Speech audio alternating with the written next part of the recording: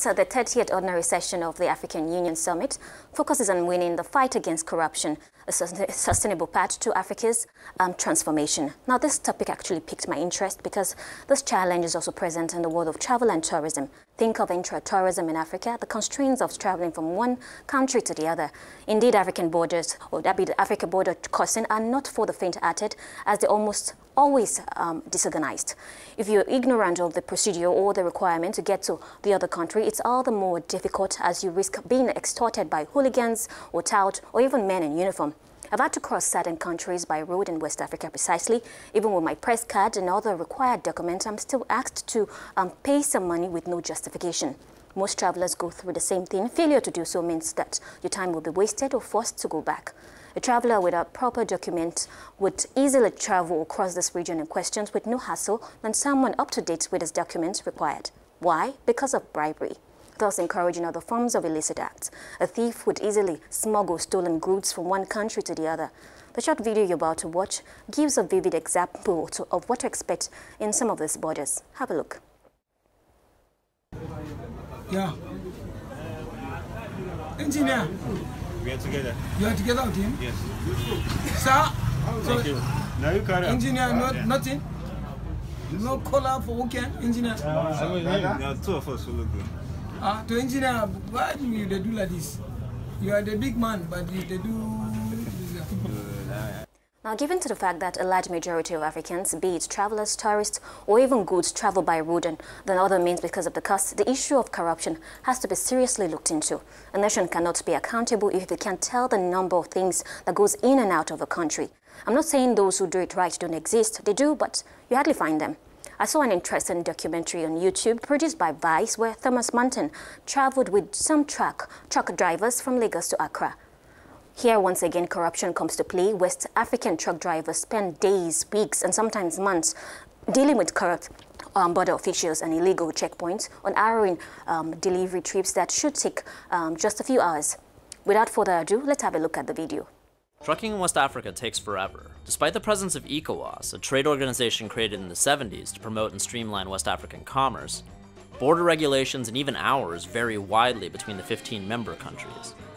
It's not uncommon for a semi trying to exit Nigeria with a full trailer of butter to spend several days waiting for their goods to be inspected by customs, then navigating the red tape and straight-up bribery involved in clearing immigration.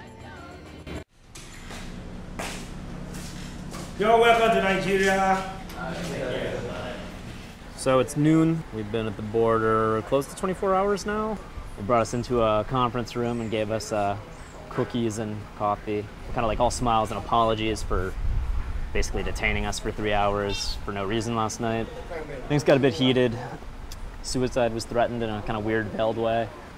And it's funny because it sort of exemplifies exactly the kind of crap that the truckers have to go through too to get their stuff through the border. So we're in the border right now. Look at this. The confusion you see at the border is artificial.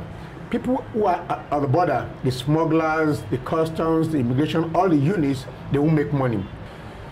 So the customs know, the police, they know that, look, the only way we can extort money from this guy is to waste their time. We have delays, numerous checkpoints on our road, and then, bribes, corruption, basically. And at the end of the day, the delays create extra costs. And this, cost definitely will be somehow shared onto the final price of the goods. I feel like it doesn't look very nice, to see all of this happening over there. But what could be responsible, really? Socioeconomic problems. We have many of these officials who aren't paid salaries as at when due. We also have the unemployment rate being at an alarming rate. Could this be the problems? I mean, do they justify what we have? Yes, indeed, Jerry. The problem is deeply indeed rooted. So until the system is fixed, the problem will always surface. Sensitization plays a major role here, right from the early stage. I guess if at the early stage the kids are being made to see that corruption, bribery as the worm that eats deep into the fabric of a nation, then it will be difficult for such child to part from it, this ideology.